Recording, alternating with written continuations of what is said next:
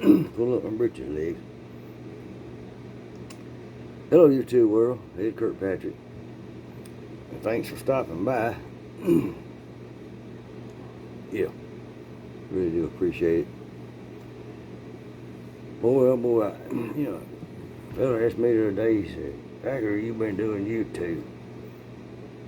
And I said, yeah, I have. He said, that's like having a crowd over and you can't smell the perfume. I said, yeah, it is. Well, I don't know how far that joke would go, but story tonight, oh boy. Going back to my childhood buddies, Jimmy Arnold, Brad Headley, dear buddy. And when I was growing up, my nickname was Fisher. Somebody called me Fisher. And because I'd get off the school bus and throw my books in the mailbox and go across the street there, and my boat was. My daddy bought me a boat. We wasn't poor people. He was when he growing up. I wasn't. You know, Ted Williams 8-foot boat from Sears and Roebuck. 8-foot boat. Yeah. Thin aluminum I ever seen. I mean, I ain't seen pots and pans this thin. No. It's like, it was as thin as one of them Jiffy Pop things. If you know where I'm coming from on that. But man, you always, had to scrape pine tar off a tree and heat it with your lighter and use it to patch up boat holes. We didn't have Durabond and Magic Grug and all that in them days. But anyhow, back to the story.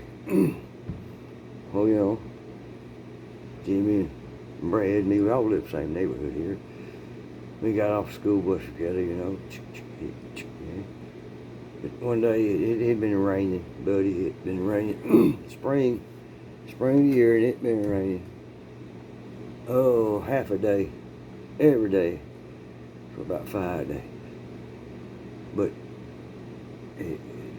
things were starting to green up a little bit. You know what I mean? And yeah, it was a good time. So one day I said, hey, y'all want to go fishing with me today? Yeah. I think it was a Friday. His parents was going to be doing something else. Now, Jimmy had to be home every Saturday afternoon because their parents weren't out to eat. But anyhow, so we all got off the bus, and go. I throw my books in the mailbox. Jimmy and Brad would go across the street, get my aluminum boat, and I always flip my aluminum boat over. So, when we full of rain, I always throw the paddle up under it. Well, we got down there and we flipped the boat up. Spider or two, don't hit him. And then, where's the paddle? Well, there weren't none. I guess it floated away. Jimmy said, hey, I got a new knife, watch this stuff. Flipped one over. I said, yeah, cut some of them willow limbs down right there.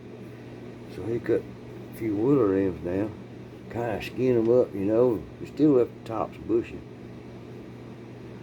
And here we go, 3 of us getting that boat. Push off. I'm in the back, Jimmy's in the front. The one in the back, he owns the boat. So anyhow, we was pushing down the pond here across the creek.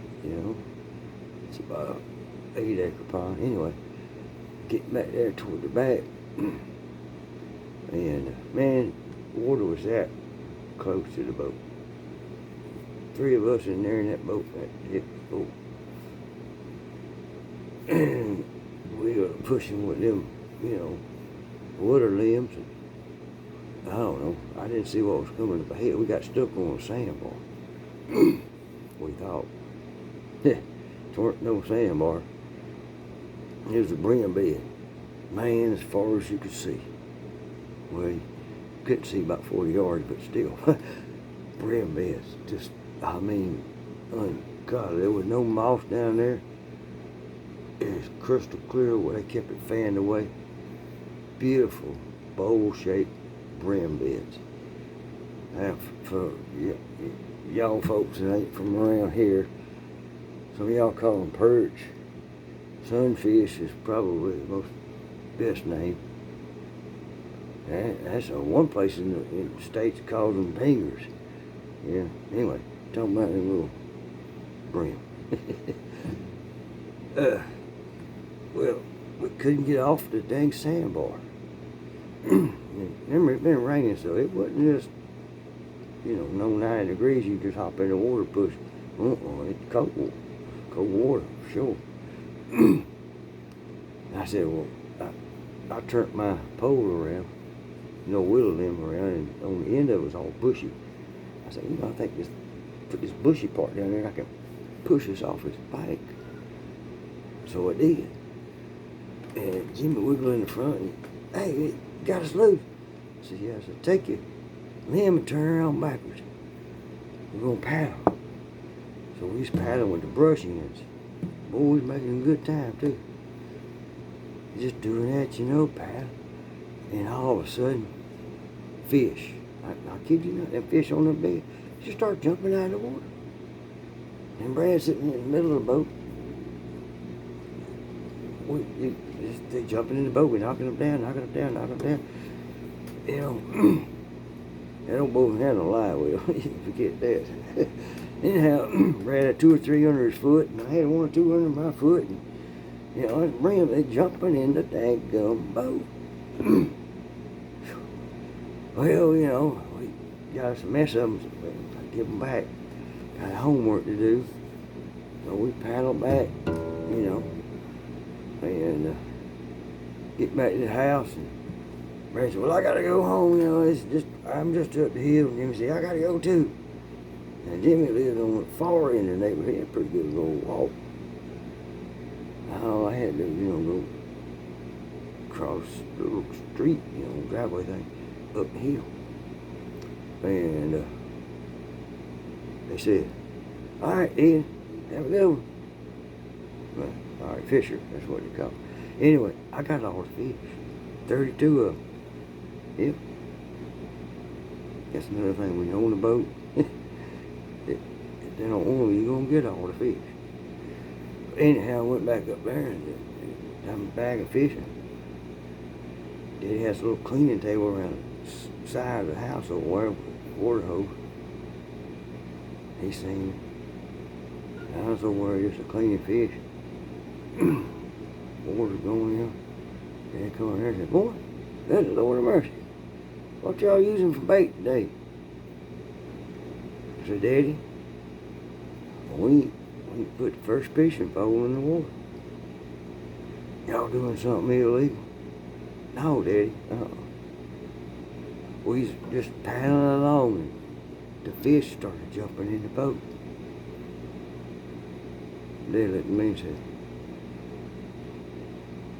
somehow, son, I believe you. You need any help cleaning them fish? I said, no. I think I got them, Daddy. All right. Gotta go to bed, I gotta get up in the morning, go to the bakery. All right. Now, I've told that story to, I don't know, I won't say hundreds of thousands of people, but I done run into a few people in my day and time. Yeah. And enjoy everybody, You gotta see, it's all a puzzle. But, nobody ever believes me. Well, my daddy did. Yep, Daddy believed me. And, what can I say, folks? God bless you.